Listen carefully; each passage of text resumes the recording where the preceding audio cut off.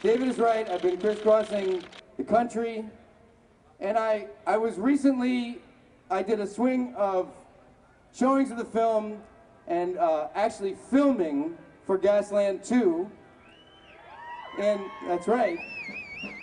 We'll let you be in Gasland 2 in a second. In Texas, with Mayor Calvin Tillman, the mayor of Dish. You may know Dish, Texas, because they have 10 billion cubic feet going through Dish, Texas every day with 10 pipelines that crisscross the state. And they have benzene in the air at 55 times the public health standard. And they have toxic emissions that float into people's homes, give them nosebleeds in the middle of the night, give them brain damage, and Calvin Tillman's 2 sons are waking up in the middle of the night with nosebleeds. I went to Flower Mound, Texas, where in one small area there's a school which is surrounded by gas wells. They have 12 cases of childhood leukemia, 4 mothers with breast cancer, and 2 brain tumors in the last 3 years. I went and visited a woman named Lisa Parr, who has 21 gas wells surrounding her property, and this is a dream home. It is a beautiful, beautiful place. She has chemicals associated with fracking in her lungs. In her lungs. And this is an urban area. This is Fort Worth, Texas. They have 10,000 gas wells. 10,000 gas wells is equal to all of the pollution of all of the cars and trucks in the Dallas-Fort Worth Metroplex. That's the 4th largest city in America. Do you want Pittsburgh to become that city? Do you want to live amongst those kinds of toxic emissions? Now, I also went down to Austin to the State House, and I interviewed State Representative Lon Burnham, who's campaigning for a number of improvements in Fort Worth. They're trying to play catch-up. He said to me, the State House is owned by oil and gas. I said, well, what do you tell these people who have nosebleeds, who are getting leukemia, who have fracking chemicals in their lungs? He looked straight at the camera and he said, move. Do you want to leave Pittsburgh? Do you want to have to move from a city that has clean air? No fracking way. Who said that? You can hear it in my voice. No fracking way. You don't want to move. Because that's the option in front of you now. We can support this ban, which, by the way, would be the first ban in the city. In the United States, you could beat New York. A lot of people think there is a moratorium in New York. Well, there's sort of a half of a moratorium in New York. We have a lot of work to do in New York. The state Senate passed a moratorium in New York. The Assembly did not yet pass it. It has not been passed by the governor. It has not been passed. We have to work very hard in New York. But we could maybe take Pittsburgh's example and ban it here in Pittsburgh, and then New York has a leg to stand on instead of the opposite way around. The thing that I really want to relate to everybody here is how strong this movement of people is. And I've spent 9 months going across the country. I've seen, I know, hundreds of thousands of people lining up to think about this, to work on this, to write their representatives, to form organizations. I mean, how many organizations did they list off tonight as co-sponsors to this? People are getting active. They're actually contacting the government. But this is what it's really going to take. This and more. Because this is going to be very, very difficult. You need to keep coming back, because the gas industry will keep coming back. You need to get ready to do this quite a bit. You need to also probably get ready to do civil disobedience. Civil disobedience was one of those things listed in those Pennsylvania Homeland Security bulletins. And civil disobedience is the opposite of terrorism.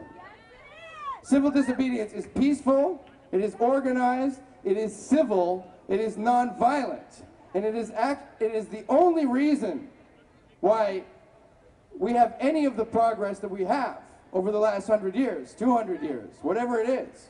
I think the list was said earlier, but I think it's worth saying again. Women would not have the vote. Children would still be working in factories. Black people would not be able to drink at the same water fountains, go to the same schools as white people.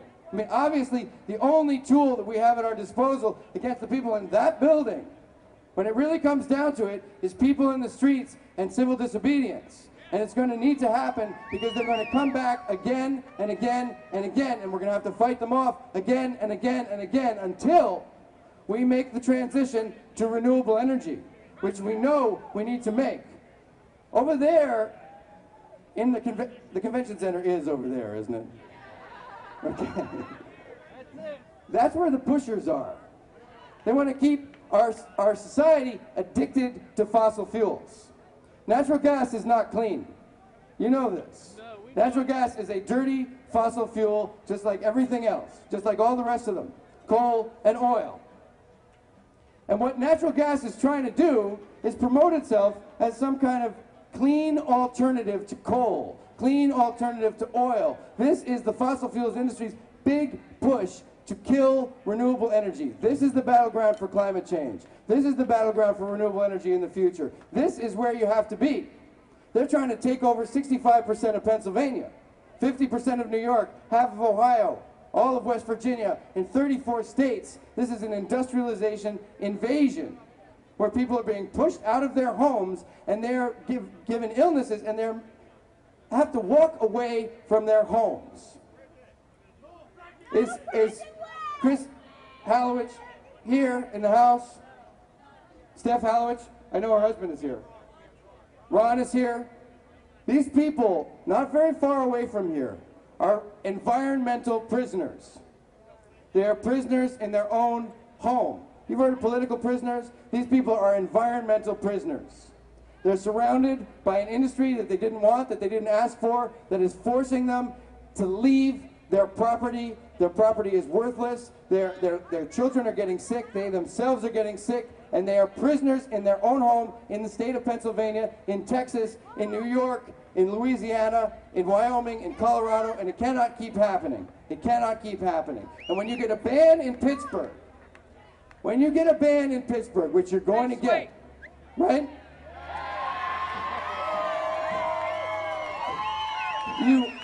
You absolutely cannot leave those people behind. You cannot let this stop. This is a conversation between East and West, between rural and urban.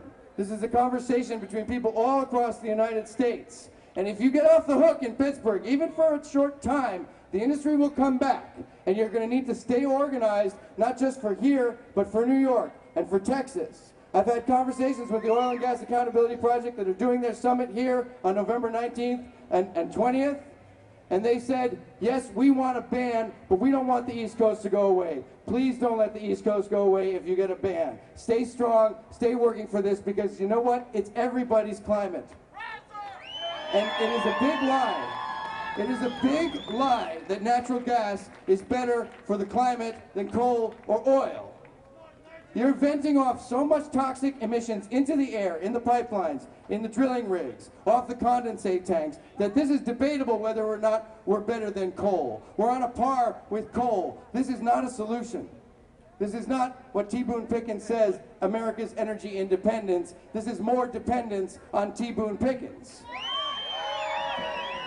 and on his friends in that building that would like to take the resources of Pennsylvania, destroy the water of Pennsylvania, and make millions and billions doing it. Without the exemption to the Safe Drinking Water Act, without the exemption to the Clean Water Act, the Clean Air Act, and the Superfund law, they would be out of business. They cannot do this without passing along the costs to you, to the taxpayers, in healthcare bills, in water bills, in cleanup bills. They bury their toxic pits in Pennsylvania. You own the contamination after you lease so they can take the money out of your regions. You own it. It's yours. You get that toxic pit on your land leaching down into groundwater. You get their wastewater being dumped into municipal treatment plants that shut down Pittsburgh's water supply. Pennsylvania did not do any due diligence to find out what was in the wastewater before they allowed them to dump it directly into streams and rivers without a proper treatment program. Guess who told them? Guess who told them there was a problem? Was it the DEP? No. It was the Coca-Cola company. No. Yes, it was, actually. They said, the Coke is salty. What's going on here? Really? Virginia Cody, who ran as a write-in for governor, wrote to the Coca-Cola company because they have a secret formula. This is a true story. Fracking chemicals are largely proprietary. They're their secret formula. We know a little bit about what's in them. But Virginia Cody wrote to the Coca-Cola company. She said, this is amazing. Do you have benzene in your secret formula? I'd like to know. I know it's a secret and all, but maybe you could tell me if that ingredient is in there or not. It took a couple of weeks, but she got a response back in the mail from the Coca-Cola company, and they said, oh, thanks for your letter, but there is no benzene in Coca-Cola. We can't get that same kind of honest answer from the people in that building. There is a media campaign to discredit the film Gasland. There is a media campaign to discredit the Hallowich family. There is a media campaign to discredit everyone who knows the truth about what is happening. We're in a war with reality itself. They'll come out and they'll say, we're not exempt from the Safe Drinking Water Act. And they'll make one spin cycle in the media, and the media will come back and they haven't done their homework, and they say, oh, I guess the facts here are in contention. But the fact is that you can look up the law. This industry will stop at nothing to deny the fact that they are contaminating watersheds all across America, which is why I'm saying you're going to have to keep coming back again and again. When you hear those debunkings, right, those sponsored ads on Google, which tell you what you know to be true is not true, don't believe the hype. Don't believe them. You have to talk about what you know. You have to be in support of reality. You have to talk about what's happening to the Hallowich family. You have to talk about what's happening in Hickory and in Washington and Greene County and Fayette County. You have to talk about what's happening in Dimmock, where the Pennsylvania Department of Environmental Protection said we need a $12 million pipeline to replace the water of Dimmock. Don't let the gas industry tell you that they have not had a proven case of water contamination. The Pennsylvania Department of Environmental Protection, which previously rolled out the red carpet and said, drill, baby, drill, is now realizing what has happened. And they said, oops, we need a pipeline in Dimmock because we have Article 127 of the Pennsylvania Constitution, which is the right to clean water and clean air and to a healthy environment. Yeah. So, we're going to leave a message for the next governor. I have his phone number. You want to leave him a message? You want to talk about how you're going to swarm him? How you're not going to stop? How Pittsburgh is going to be an example to the nation? You're going to take this and ban fracking throughout the United States, bit by bit, piece by piece, step by step, city by city, town by town. You want to leave a message for Tom Corbett that says that? This is his current number. He's going to be moving up, and you're going to have to re-look it up. 717-787-3391. Got that? One more time. 717-787-3391. All right, I'm going to call it right now. We're going to leave him a little message. Let's see if I can put it on speakerphone. All right. Can you hear that?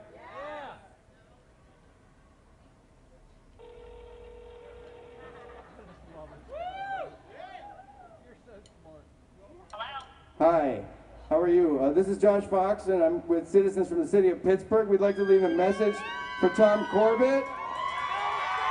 We'd like to say we are going to ban hydraulic fracturing in the city of Pittsburgh, and we are going to ban it in Pennsylvania.